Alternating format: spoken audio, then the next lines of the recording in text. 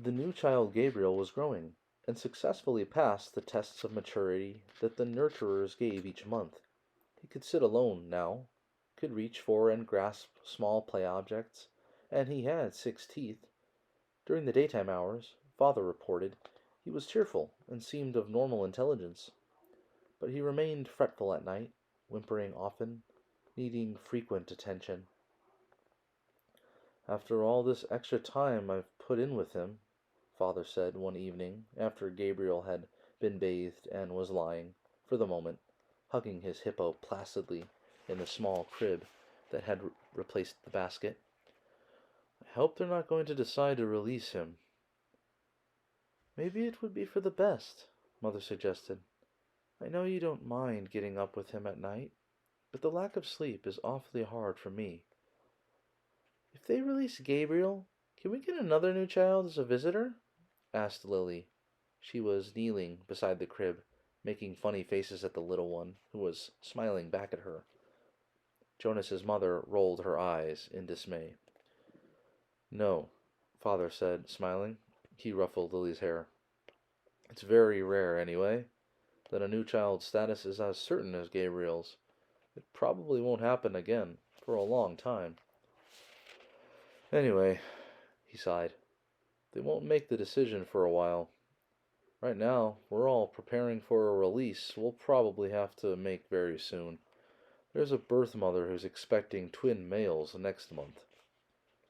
"Oh dear," mother said, shaking her head. "If they're identical, I hope you're not the one assigned." "I am. I'm next on the list. I'll have to select the one to be nurtured and the one to be released. It's usually not hard, though. Usually it's just a matter of birth weight. We release the smaller of the two." Jonas, listening, thought suddenly about the bridge and how, standing there, he had wondered what lay elsewhere. Was there someone there waiting who would receive the tiny released twin? Would it grow up elsewhere, not knowing, ever, that in this community lived a being who looked exactly the same? For a moment he felt a tiny fluttering hope that he knew was quite foolish. He hoped that it would be Larissa waiting. Larissa, the old woman he had bathed. He remembered her sparkling eyes, her soft voice, her low chuckle. Fiona had told him recently that Larissa had been released at a wonderful ceremony. But he knew that the old were not given children to raise. Larissa's life elsewhere would be quiet and serene, as befit the old. She would not welcome the responsibility of nurturing a new child who needed feeding and care and would likely cry at night. "Mother? Father?" he said, the idea coming to him unexpectedly. "Why don't we put Gabriel's crib in my room tonight? I know how to feed and comfort him, and it would let you and father get some sleep." Father looked doubtful. "You sleep so soundly, Jonas. What if his restlessness didn't wake you?" It was Lily who answered that. "If no one goes to tend Gabriel," she pointed out, "he gets very loud. He'd wake all of us if Jonas slept through it." Father laughed. "You're right, Lily Billy. All right, Jonas, let's try it, just for tonight. I'll take the night off and we'll let Mother get some sleep too."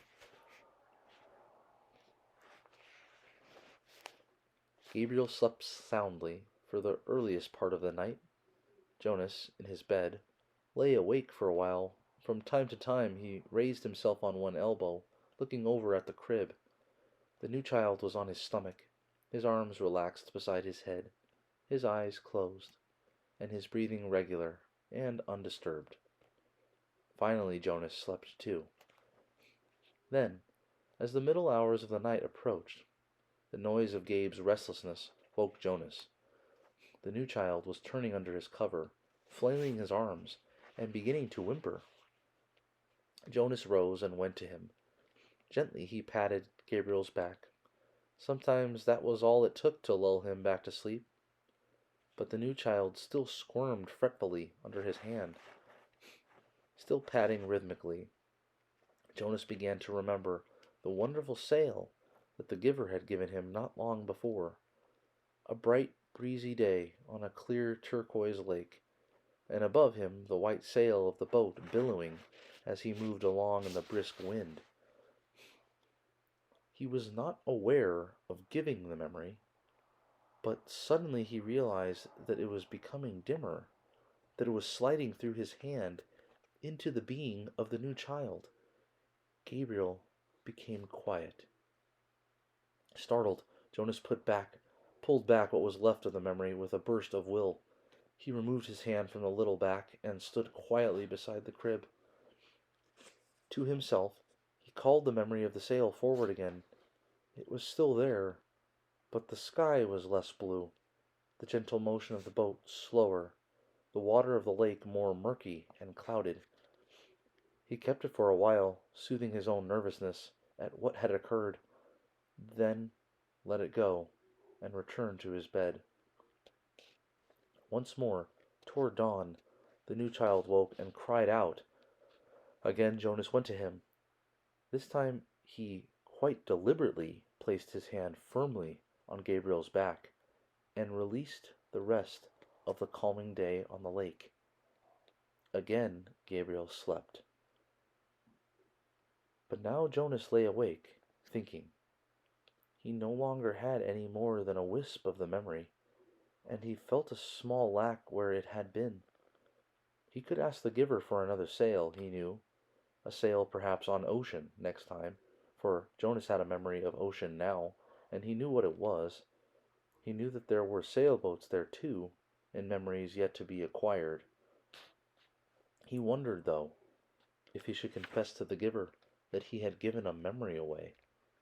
He was not yet qualified to be a giver himself, nor had Gabriel been selected to be a receiver.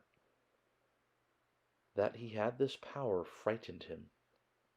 He decided not to tell.